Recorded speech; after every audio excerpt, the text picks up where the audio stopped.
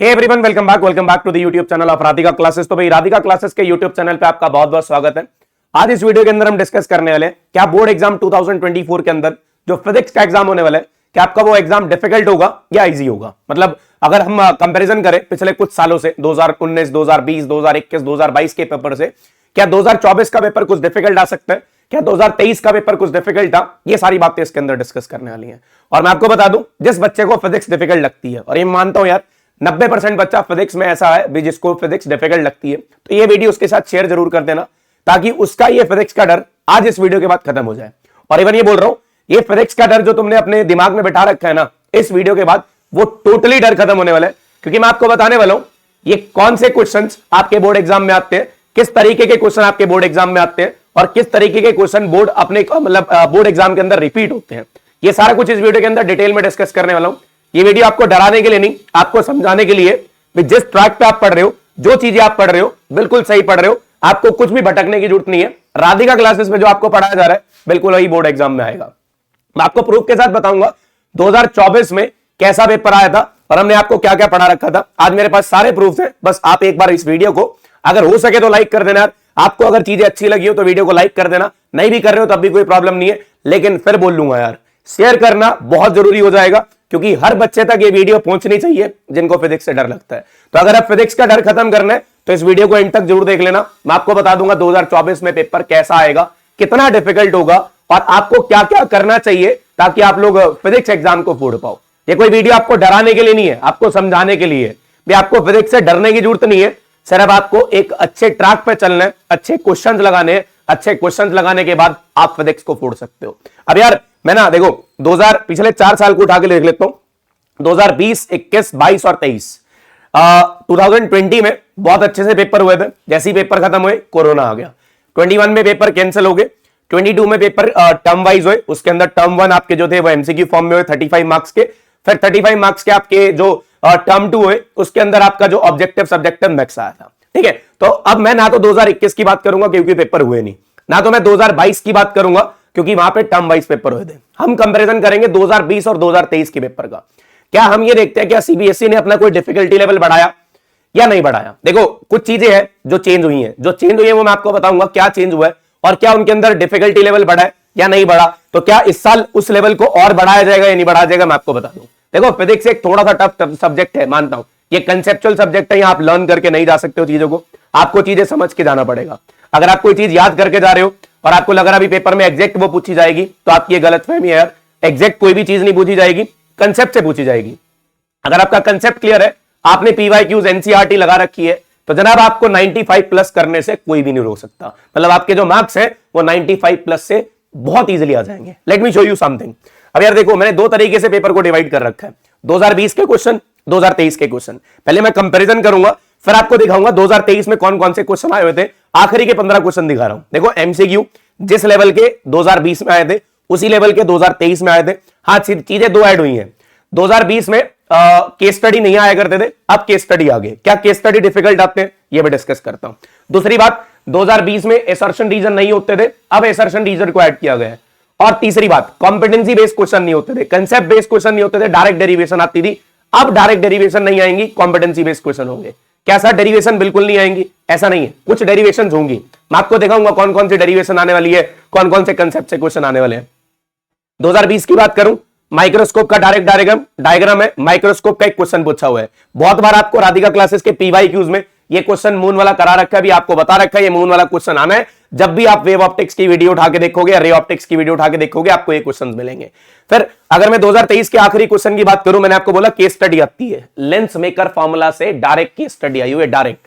अब direct case study में क्या है भाई, उसकी पावर पे क्या फर्क पड़ेगा अगर आप वेवलेंथ चेंज करोगे, और अगर मान लो हम उसको मीडियम में डाल देते हैं तब जाके हमारे पास लेंस पे क्या फर्क है। भाई ये डायरेक्ट क्वेश्चन है, सारे क्वेश्चन पीवाईक्यूज में, पीवाईक्यूज मैराथन में राधिका क्लासेस पे कर रखे हैं। और अगर पीवाईक्यूज मैराथन नहीं लगा रखे तो लगा लो, पीवाईक्यूज नहीं कर रखे तो कर लो, और अगर एनसीईआरटी नहीं कर रखी है तो कर लो। हमारी पीवाईक्यूज मैराथन में पीवाईक्यूज के साथ एनसीईआरटी के साथ डायमंड क्वेश्चन कवर हो रहे हैं, तो अगर आप करना चाहते हो तो कर लो। सेम क्वेश्चन वहां से उठ के दिख रहे हैं। और आगे चलता हूं, अगले क्वेश्चन का कंपैरिजन करता हूं। डायरेक्ट डेरिवेशन थी 2020 में टॉर्क की, उसके बाद इसके साथ और में ऑप्शन था ट्रांसफार्मर डायरेक्ट पूछा था, उसके साथ ये जो न्यूमेरिकल दिया हुआ है, ये न्यूमेरिकल डायरेक्टली रेडियस, जब एक चार्ज पार्टिकल को मैग्नेटिक फील्ड में परपेंडिकुलर एंटर कराते हो तो रेडियस का डायरेक्ट न्यूमेरिकल, कुछ ज्यादा इसके अंदर ऐसा नहीं है भी हाँ अभी बहुत डिफिकल्ट चीजें हैं। ये मोशनल ईएमएफ का डायरेक्ट न्यूमेरिकल। अब ये देखो यार, ये जो ग्राफ है ये आपको पीवाईक्यूज में बनवाया गया, आप देखना जाके पीवाईक्यूज, उसके अंदर ये इलेक्ट्रिक फील्ड और डिस्टेंस का ग्राफ बनाना एक सेल के लिए। फिर ये डायरेक्ट क्वेश्चन है Q1 Q2 का पोटेंशियल और इसका। भाई सारे क्वेश्चंस करा रखे हैं, बोल रहा हूं मैं, एक एक क्वेश्चन हमने किया हुआ, एक एक कंसेप्ट का क्वेश्चन। ऐसा कोई नहीं है ये आपने ग्राफ नहीं पढ़ रखा होगा, थोड़ा सा घुमा के क्वेश्चन होने लग गए। मतलब ऐसा नहीं बोलूंगा डिफिकल्ट आपने वो चीजें नहीं पढ़ी हुई। अब ये देखो, ये 2023 में डायरेक्टली टेलीस्कोप का डायग्राम, 2023 में डायरेक्टली ऑप्टिकल फाइबर के बारे में पूछा, 2023 में डायरेक्टली एक बहुत सिंपल सा क्वेश्चन आया प्रिज्म के अंदर से। 2020 की बात करूं फिर वही ग्राफ, ये एनसीईआरटी न्यूमेरिकल आया हुआ है, ये पीडीएफ में आपको शेयर कर दूंगा, ये एनसीईआरटी न्यूमेरिकल आया हुआ है, एनसीईआरटी के अंदर ये क्वेश्चन है। भाई मैं फिर बोल रहा हूं, अगर आपने एनसीईआरटी और पीवाईक्यूज कर लिए ना, ये एनसीईआरटी क्वेश्चन है, ये एक बहुत चिंदी सा क्वेश्चन आपको रेजिस्टेंस इन सीरीज पैरेलल का दे दिया, लेकिन 2020 में यही क्वेश्चन पूछा सेमीकंडक्टर से। सेमीकंडक्टर से उस टाइम पे जेनर डायोड आया करती थी और ये पूछा गया भी जेनर डायोड की क्या वर्किंग होती है, डायरेक्ट थ्योरी बेस्ड क्वेश्चन है। सेमीकंडक्टर एक ऐसा चैप्टर है जहां से डायरेक्ट थ्योरी बेस्ड क्वेश्चन आएगा। अब है ना यार, 2020 और 23 को कंपेयर नहीं कर रहा मैं, आपको सिर्फ ये बता रहा हूं 2023 में क्या पेपर आया था। क्वेश्चन पढ़ते हैं यार, ये हमारा एक क्वेश्चन है, एक हमने कोई भी एक सेमीकंडक्टर को, जर्मेनियम को एक डॉट करा एंटीमनी से, कौन सा सेमीकंडक्टर बनेगा उसका एनर्जी बैंड डायग्राम बनाओ। कौन कौन से दो प्रोसेस होते हैं पीएन जंक्शन बनाने के लिए, फॉरवर्ड और रिवर्स बाइसिंग कैसे होती है। भाई ये 5 नंबर का क्वेश्चन है, 5 नंबर का। कितना एक डिफिकल्ट क्वेश्चन है, क्या तुम्हारे को नहीं बता रखा फॉरवर्ड बाइसिंग रिवर्स बाइसिंग कैसे होती है। कुछ घबराने की जरूरत नहीं है, ये वीडियो के बाद आप लोग समझ जाओगे। ये मोशनल ईएमएफ का डायरेक्ट क्वेश्चन, कुछ बच्चे बोल रहे थे सर मोशनल ईएमएफ का डेरिवेशन डिलीटेड है, ये करंट निकालना आ गया, ये पावर निकालनी आ गई। पहले ईएमएफ निकलेगी फिर करंट निकलेगा, फिर करंट निकलेगा उसके बाद पावर निकलेगी। तो भाई आएंगे क्वेश्चन, जो बोला जा रहा है वो कर लिया करो। सीरीज एलसीआर सर्किट के इतने क्वेश्चन करा दिए, इतने क्वेश्चन करा दिए रिसेंट एसी के क्वेश्चन में, ये क्वेश्चन आपसे बहुत इजीली सॉल्व हो जाएगा। अब मैं इसका पीडीएफ भेज रहा हूं, जो नहीं होगा सॉल्व मेरे को मैसेज करो, मेरे को इंस्टाग्राम पे मैसेज करो, मेल करो, कोई दिक्कत नहीं, मैं क्वेश्चन सॉल्व कराऊंगा। ठीक है, तो ये देखो यार, ये बहुत डायरेक्टली क्वेश्चन। हाँ मैं फिर मानता हूं 2020 में भी 2 क्वेश्चन डिफिकल्ट थे फिजिक्स में, यहां 2023 में भी 2 क्वेश्चन, 2 से 3 क्वेश्चन डिफिकल्ट होने वाले हैं। This is one of the difficult, जो वेव ऑप्टिक्स का क्वेश्चन था। बट आपको फिर बता दूं, ये हमने चैनल पे कर रखा है और लास्ट ईयर भी करा के भेजा था और ये बता के भेजा था ये डिफिकल्ट क्वेश्चन है, इसको पढ़ लेना। अब डिफिकल्ट सुनते ही बच्चों के दिमाग में क्या है, यार ये हमारे से तो होगा नहीं, हम तो छोड़ देंगे, वही पेपर में आ गया। तो भाई कोई क्वेश्चन छोड़ना नहीं है, हर क्वेश्चन को पढ़ के जाओ। ठीक है, ये क्वेश्चन डिफिकल्ट था, मेरा मानना है इससे डिफिकल्ट क्वेश्चन इस 2023 के पेपर में कोई भी नहीं था। ये एक लौता डिफिकल्ट क्वेश्चन, एक करंट इलेक्ट्रिसिटी भी थोड़ा सा एक अच्छा क्वेश्चन आया था, बट यार ये क्वेश्चन हमने कर रखे हैं, हमने सेम क्वेश्चन आपको करा रखे हैं, तो घबराने की जरूरत क्या है यार, आपको बिल्कुल भी घबराने की जरूरत नहीं है। अब मैं आपको फिर और क्वेश्चन दिखा दूं, ये मैग्नेटिक इफेक्ट ऑफ करंट का। आपको पता है सर्कल की मैग्नेटिक फील्ड कितनी होती है, सेमी सर्कल की कितनी होती है, ये मैग्नेटिक फील्ड बताई गई। फिर इसके बाद अगले क्वेश्चन पे चलूं, ये डिस्प्लेसमेंट करंट का डायरेक्ट डेफिनेशन पूछा गया है और ये पूछा भाई बताओ रेडार सिस्टम में कौन सी। चलो आज लोग कमेंट बॉक्स में बता देते, तो देखते हैं तुम्हारी कितनी प्रिपरेशन है। एक बार ये बता देना रेडार सिस्टम के अंदर कौन सी वेव्स यूज होती है, सिर्फ आपको ये लिखना कौन सी वेव्स यूज करते हैं रेडार सिस्टम के अंदर। फिर उसके बाद देखो डायरेक्टली दिखाता हूं, गॉस थ्योरम की डायरेक्ट डेरिवेशन, ईएमएफ और इंटरनल रेजिस्टेंस का डायरेक्ट डेरिवेशन।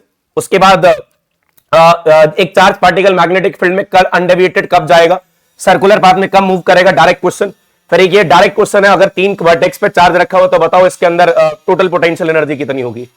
भाई मुझे नहीं लगता इससे आसान चीजें होंगी, ये 2023 का पेपर है, डरने की बात नहीं है, सिर्फ क्या करना है प्रैक्टिस करनी है क्वेश्चन की। अगर आपने क्वेश्चन की प्रैक्टिस कर ली तो जनाब फिजिक्स में 95 फोड़ना मेरे हिसाब से बाकी सारे सब्जेक्ट इजी है।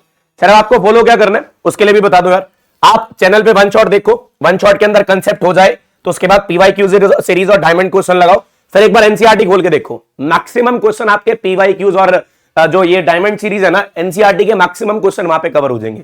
जो एक आधा क्वेश्चन रह जाता है उस एनसीईआरटी क्वेश्चन को लगाओ, ठीक है। न्यू एनसीईआरटी को फॉलो कर लेना, ओल्ड एनसीईआरटी फॉलो करने की जरूरत नहीं है। फिर अगर मान लो ये फॉर्मुला सीरीज आप पहले भी लगा सकते हो, फॉर्मुला सीरीज आज या कल में अपलोड होना शुरू हो जाएगी। जब आज या कल में फॉर्मुला सीरीज अपलोड होना शुरू हो जाएगी तो जनाब फटाक से फॉर्मुला रिवाइज करो और पीवाईक्यू सीरीज लगाओ, मैराथन लगाओ, डायमंड क्वेश्चन लगाओ, एनसीईआरटी लगाओ। अगर एक भी क्वेश्चन इससे बाहर आ गया ना, फिर मेरे को पकड़ लेना, ठीक है। तो भाई यार मैं फिर बोल रहा हूं, ये गारंटी के साथ बोल रहा हूं, आपका 99% या 98% पेपर राधिका क्लासेस से जितने भी क्वेश्चन कराए गए हैं वहां पे या एनसीईआरटी से ये होने वाला है, इसके अलावा कुछ नहीं होने वाला। घबराने की जरूरत नहीं है, सिर्फ पढ़ लो, इतना ही बोल लूंगा।